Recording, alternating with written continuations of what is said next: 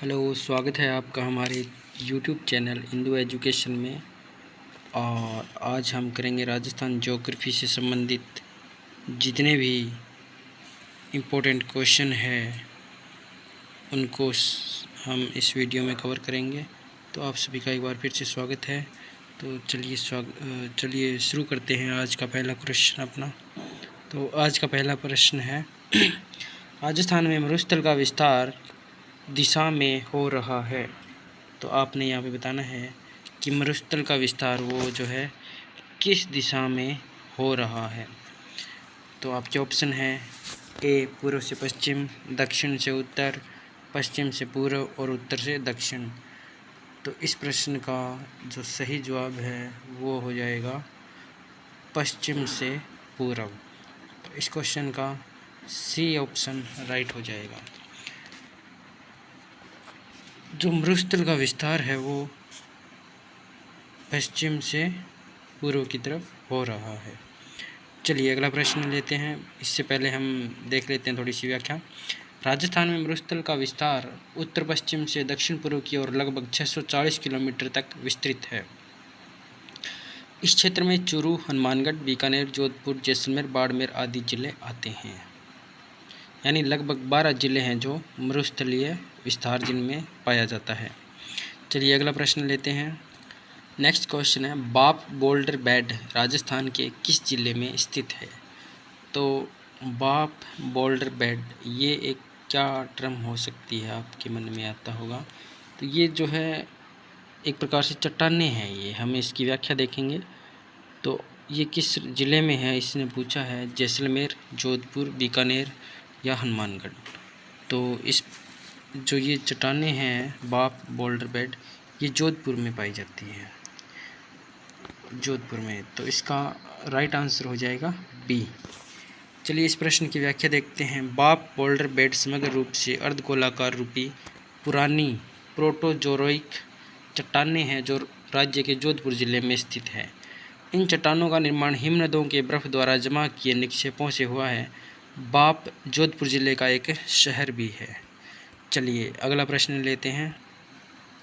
Next question है बर, परवेरिया, शिवपुर, देबारी और सुरा का संबंध है। तो आपने बताना है कि ये क्या है, पर्वत चोटी, दर्रे, घाटी या पठारीय क्षेत्र। तो आपने बताना है कि बर, परवेरिया, शिवपुरी, देबारी और सुरा इनका संबंध किस से है, अर्थात ये किसके नाम हो सकते हैं।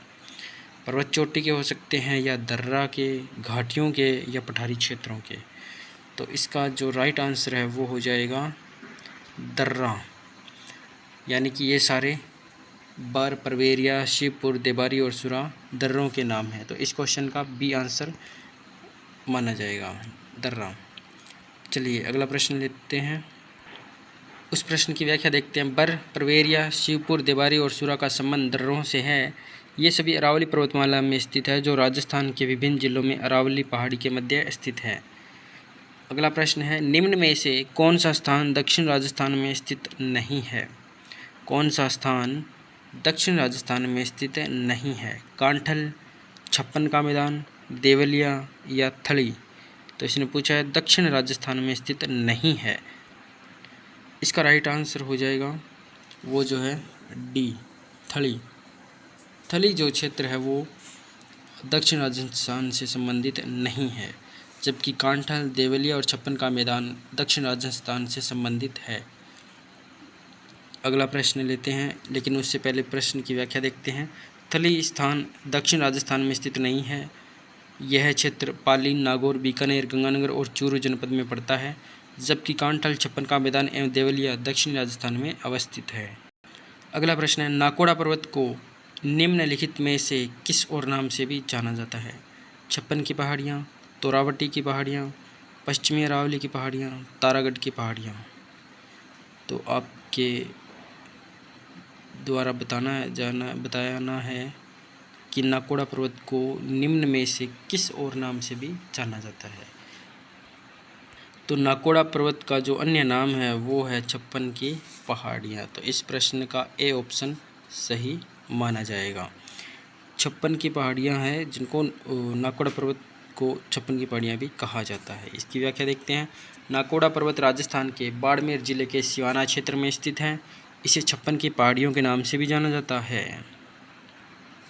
नागौर उच्च भूमि की औसत ऊंचाई मीटर में निम्नलिखित में से कौन सी है? नागौर उच्च भूमि की औसत ऊंचाई 200 से 400 मीटर, 300 से 500 मीटर, 400 से 600 मीटर, 100 से 200 मीटर। तो इस प्रश्न का ए ऑप्शन सही माना जाएगा। 200 से लगभग 400 मीटर नागौरी उच्च भूमि की औसत ऊंचाई मानी जाती है। चलिए अगला प्रश्न लेते हैं। इससे पहले व्याख्या देखते हैं। नागौर राजस्थान राज्य का एक जिला है। इसकी उच्च भूमि की औसत ऊंचाई 200 से 400 मीटर है। नागौर राजस्थान के मध्य में स्थित एक जिला है। इसकी सीमा राजस्थान के 7 जिलों सीकर, चूरू, बीकानेर, जोधपुर, पाली, अजमेर और जयपुर से लगती है। ये प्रश्न RPSC college lecturer Sanskrit education department के द्वारा पूछा जा चुका है 2022 में। अगला प्रश्न है, राजस्थान का क्षेत्रफल निम्नलिखित यूरोपीय देशों में से किन के क्षेत्र के लगभग बराबर है? नॉर्वे, बेल्जियम, स्विट्जरलैंड और पोलैंड। ये यहाँ पे यूरोपीय देशों के नाम लिखे हैं और आपने बताना है कि जो राजस्थान का क्षेत्रफल है वो किन देशों के लगभग बराबर है। तो आपके ऑप्शन है नॉर्वे, बेल्जियम, स्विट्जरलैंड और पोलैंड। तो इस प्रश्न का डी ऑप्शन सही हो जाएगा, जिसमें नॉर्वे और पोलैंड इन देशों के समान ही राजस्थान का क्षेत्रफल है। तो इस ऑप्शन का डी ऑप्शन सही हो जाएगा। चलिए अगला प्रश्न लेते हैं। अगला प्रश्न है, रामगढ़ की गोलाकार पहाड़ी निम्न में से कौन से प्रदेश में अवस्थित है? ए शेखावाटी प्रदेश, बी हाड़ौती का पठार, सी छप्पन का मैदान, डी गग्गर का मैदान। तो इस प्रश्न का सही जवाब जो है वो हो जाएगा। इसने पूछा है कि रामगढ़ की गोलाकार पहाड़ी किस प्रदेश से संबंधित है। तो इसका राइट आंसर हो जाएगा बी हाड़ौती का पठार। यहाँ पे गोलाकार पहाड़ी है रामगढ़ की हाड़ौती के पठार में। इस प्रश्न की व्याख्या देखेंगे हम। रामगढ़ की गोलाकार पहाड़ी राजस्थान के 12 हाड़ौती पठार जिले में स्थित है। इस पहाड़ी को रामगढ़ संरचना, रामगढ़ डोम और रामगढ़ स्टोवलेम के नाम से भी जाना जाता है। अगला प्रश्न लेते हैं। अगला प्रश्न है, निम्नलिखित को सुमेलित कीजिए। एक तरफ नदी है, दूसरा उनका उद्गम स्थल है। तो साबी के सामने सेवर पहाड़ियाँ लिखा है, काकनी के सामने बेराट पहाड़ियाँ लिखा है, बाणगंगा के सामने खंडेला पहाड़ियाँ लिखी है, कातली के सामने कोटड़ी गांव लिखा है। तो इसमें मिलान करते हैं उद्गम स्थल से नदियों का। तो जो साबी नदी है वो सेवर की पहाड़ियों से निकलती है। साबी नदी सेवर की पहाड़ियों से निकलती है, बिल्कुल सही है। और काकनी नदी जो है वो कोटड़ी गांव से निकलती है, यहाँ पे इसको माना जाए। और जो बाणगंगा है वो बेराट की पहाड़ियों से निकलती है। और कातली नदी जो है वो खंडेला की पहाड़ियों से निकलती है सीकर में। तो इस हिसाब से इसका बी ऑप्शन सही हो जाएगा। चलिए अगला प्रश्न लेते हैं। नेक्स्ट क्वेश्चन है, लसाडिया का पठार राजस्थान के किस जिले में स्थित है? लसाडिया का पठार जैसलमेर, उदयपुर, कोटा या गंगानगर। तो इस प्रश्न का सही आंसर होगा बी उदयपुर। लसाडिया का पठार उदयपुर में स्थित है। प्रश्न की व्याख्या देखते हैं हम ज़्यादा जानकारी के लिए। लसाडिया का पठार उदयपुर जिले में जैस्मिन झील के उत्तर पूर्व में स्थित है और इसकी औसत ऊंचाई 360 से 620 मीटर के बीच है। यहाँ पे राजस्थान के जो प्रमुख पठार है उनके बारे में बताया गया है। जैसे उड़िया का पठार सबसे ऊंचा पठार है, ये सिरोही में है। दूसरा आबू का पठार है, ये सिरोही का दूसरा ऊंचा पठार है जिसकी ऊंचाई 1200 मीटर है। उसके बाद बुराट का पठार है, ये तीसरा सबसे ऊंचा पठार है जिसकी ऊंचाई 920 मीटर है, जो कि गोगुंदा पहाड़ियों के बीच स्थित है। गोगुंदा जो क्षेत्र है वो उदयपुर और कुंभलगढ़ से संबंधित है।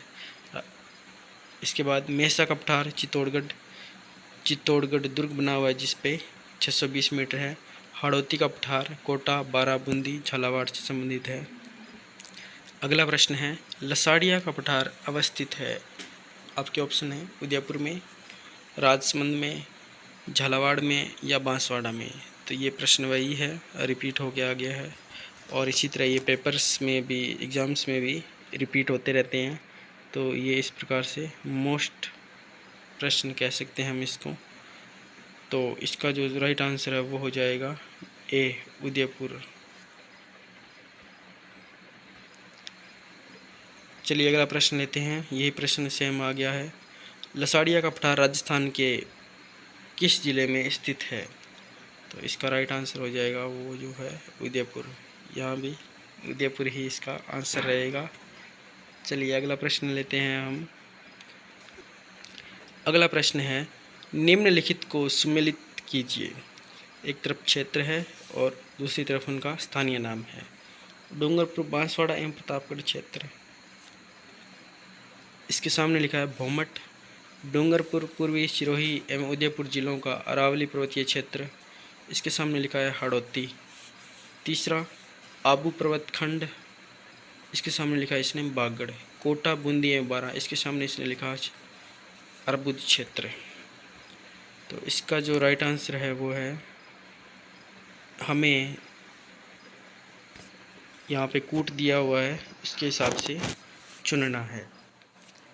तो जो डूंगरपुर, बांसवाड़ा एवं प्रतापगढ़ क्षेत्र है उसे हम जानते हैं कि इस प्रकार से यहाँ का ये क्षेत्र है और इसे बागड़ के नाम से जाना जाता है। तो ए में सी हो जाएगा। ए में सी इसमें भी है और इसमें भी है। ठीक है, दूसरा देखते हैं। इसने कहा कि डूंगरपुर पूर्वी सिरोही एवं उदयपुर जिलों का अरावली पर्वतीय क्षेत्र, तो जिसे कि भौमट के नाम से जाना जाता है। तो दूसरे में ए हो जाएगा। ठीक है जी। फिर आता है आबू पर्वत खंड। तो जैसा कि आबू और अर्बुद बिल्कुल मिलते जुलते से दिखाई दे रहे हैं, तो ये तीसरे में डी हो जाएगा। ये यहाँ पे दिया हुआ है। और जो कोटा, बूंदी एवं बारा क्षेत्र है यहाँ पे इस तरह से जो होता है, तो इससे हम हाड़ौती के नाम से जाना जाता है। तो ये कोटा, बूंदी एवं बारा हाड़ौती क्षेत्र हो जाएगा। इस प्रकार इस प्रश्न का बी ऑप्शन सही हो जाएगा। चलिए अगला प्रश्न लेते हैं। अगला प्रश्न है राजस्थान के निम्नलिखित जिलों में से कौन सा राजस्थान के ही अपेक्षाकृत अन्य अधिकतम जिलों के साथ अपनी सीमाएं रखता है? इसमें ऑप्शन दिए हुए हैं बीकानेर, दौसा, अजमेर, चित्तौड़गढ़। तो फ्रेंड्स अभी जो है ये प्रश्न 2020 के प्रश्न में पूछा गया था, लेकिन अभी राजस्थान में नए ज़िलों का निर्माण हो चुका है, जिसके हिसाब से अभी 50 ज़िले हैं और 10 संभाग है। तो यहाँ पे ये जो प्रश्न है बिल्कुल इसमें जो ऑप्शन दिया है उस हिसाब से ये सही नहीं माना जा सकता, क्योंकि इसने पूछा है कि कौन सा ऐसा ज़िला है जो अधिकतम ज़िलों के साथ, कौन सा राजस्थान के ही अपेक्षाकृत अन्य अधिकतम ज़िलों के साथ सीमा साझा करता है। तो जब हम पहले देखते थे तो पाली आता था जो सबसे ज़्यादा अन्य ज़िलों के साथ सीमा साझा करता था, लेकिन अभी के समय जो है जयपुर ग्रामीण एक ऐसा ज़िला है जो अन्य ज़िलों के साथ, सर्वाधिक ज़िलों के साथ सीमा साझा करता है। तो अगला प्रश्न लेते हैं। यहाँ पे भी देख लीजिए आप, स्टार दिया हुआ है, यानी ये खुद भी कंफ्यूज है इसमें।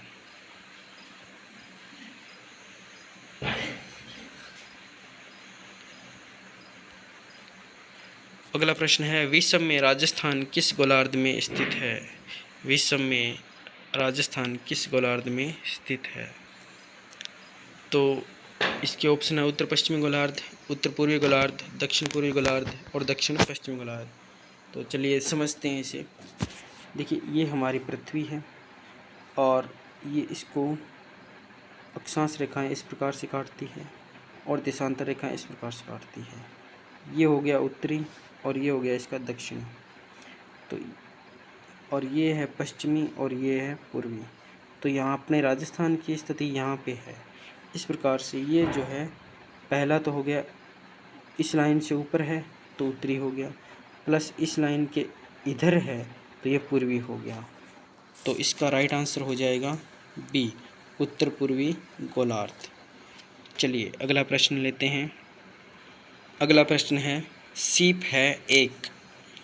तो यहाँ पे आपको बताना है कि सीप जो शब्द है वो किससे संबंधित है।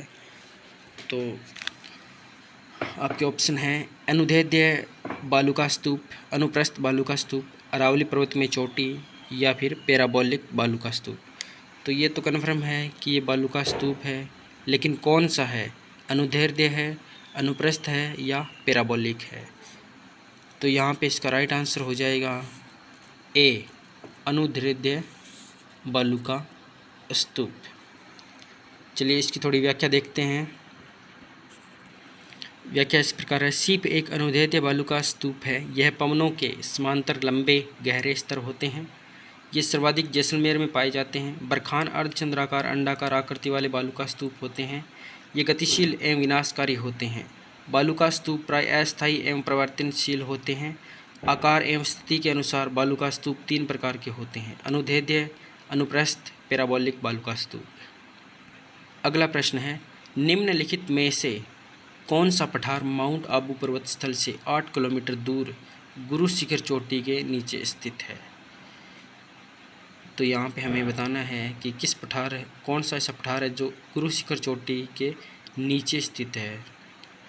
तो आपके ऑप्शन है बोराट का पठार, मेसा का पठार, उड़िया पठार या दक्कन का पठार। मेसा का पठार तो नहीं हो सकता इसमें, क्योंकि वहाँ पे तो चित्तौड़गढ़ ज़िले में है वो, और इसने पूछा है माउंट आबू अर्थात सिरोही में। तो इस प्रश्न का राइट आंसर हो जाएगा उड़िया का पठार, सी, उड़िया का पठार, जो कि 8 किलोमीटर दूर है, गुरु शिखर चोटी के नीचे स्थित है। चलिए अगला प्रश्न लेते हैं। उससे पहले देखते हैं व्याख्या। उड़िया पठार माउंट आबू पर्वत स्थल से 8 किलोमीटर दूर गुरु शिखर चोटी के नीचे स्थित है। आबू पर्वत से सटा हुआ उड़िया पठार आबू से लगभग 160 मीटर ऊंचा है और गुरु शिखर के मुख्य चोटी के नीचे स्थित है। जेम्स टोड ने गुरु शिखर को संतों का शिखर कहा है। यह हिमालय और नीलगिरी के बीच सबसे ऊंची चोटी है और इसकी ऊंचाई अर्थात गुरु शिखर की ऊंचाई जो है वो कितनी है, 1722 मीटर। चलिए अगला प्रश्न लेते हैं। निम्न में से किस जिले को राजस्थान में सर्वाधिक वार्षिक वर्षा प्राप्त होती है। निम्न में से किस जिले को राजस्थान में सर्वाधिक वार्षिक वर्षा प्राप्त होती है। आपके ऑप्शन है बी, ए कोटा, बी सिरोही, सी बीकानेर या डी प्रतापगढ़। तो आपके ऑप्शन के हिसाब से इसका राइट आंसर हो जाएगा बी, सिरोही। सिरोही ऐसा स्थान है जहाँ पे सर्वाधिक बारिश होती है। चलिए अगला प्रश्न लेते हैं। उससे पहले व्याख्या देखते हैं। राजस्थान में सर्वाधिक वर्षा वाला स्थान सिरोही जिले में स्थित माउंट आबू है, जबकि सर्वाधिक वार्षिक वर्षा वाला जिला झालावाड़ है। न्यूनतम वर्षा वाला जिला जैसलमेर है। राजस्थान में जुलाई महीने में सर्वाधिक वर्षा होती है। बिल्कुल सही जवाब है ये। अगला प्रश्न है, निम्न में से कौन सा पाकिस्तान का एक जिला राजस्थान की अंतर्राष्ट्रीय सीमा पर स्थित नहीं है। बहावलपुर, खैरपुर, मीरपुर और लायलपुर। तो आपके ऑप्शन है बहावलपुर, खैरपुर, मीरपुर और लायलपुर। तो देखिए इस प्रश्न में जो है आयोग ने इसमें बोनस दिया है। इसकी व्याख्या देखेंगे और हम इसे समझेंगे अच्छे से कि राजस्थान की सीमा पर पाकिस्तान के 9 ज़िले स्थित हैं, जिसमें पंजाब प्रांत के बहावलपुर, बहावलनगर व रहीम यार खान तथा सिंध प्रांत की घोटकी, सुकुर, खैरपुर, संघर, उमरकोट एवं थारपारकर शामिल है। प्रश्नगत विकल्पों में मीरपुर एवं लायरपुर की सीमा राजस्थान से नहीं मिलती है। मीरपुर पीओके में स्थित है, जबकि मीरपुर खास सिंध प्रांत में स्थित है तथा फैसलाबाद पंजाब प्रांत पाकिस्तान में स्थित है। अर्थात यहाँ पे 2 ऑप्शन आ गए और दोनों ही गलत होने के कारण इस प्रश्न में बोनस यहाँ पे दिया गया था। अगला प्रश्न है, मालवा पठार किसका विस्तार है? दक्षिण अरावली, हाड़ौती पठार, चंबल बेसिन पहाड़ियाँ, हिमालय का विस्तार। इसका राइट आंसर हो जाएगा वो है बी, हाड़ौती का पठार। चलिए प्रश्न की व्याख्या देखते हैं और कुछ अन्य जानकारियाँ प्राप्त करते हैं। मालवा का पठार प्रायद्वीपीय पठार दक्कन के पठार का विस्तार है। मालवा का पठार का उत्तरी भाग हाड़ौती का पठार है। यह अरावली एवं विंध्य श्रृंखलाओं के मध्य स्थित तथा लावा से निर्मित पठार है। इसकी उत्तरी सीमा अरावली, दक्षिणी सीमा विंध्य, पूर्वी सीमा बुंदेलखंड के पठार तथा पश्चिमी सीमा राजस्थान के मरुस्थल से निर्धारित होती है। तो आज का हमारा ये सेशन यहीं पे हम समाप्त करते हैं। अगर आपको हमारा ये प्रयास पसंद आ रहा हो तो चैनल को लाइक करें, शेयर करें और सब्सक्राइब करें। थैंक्स।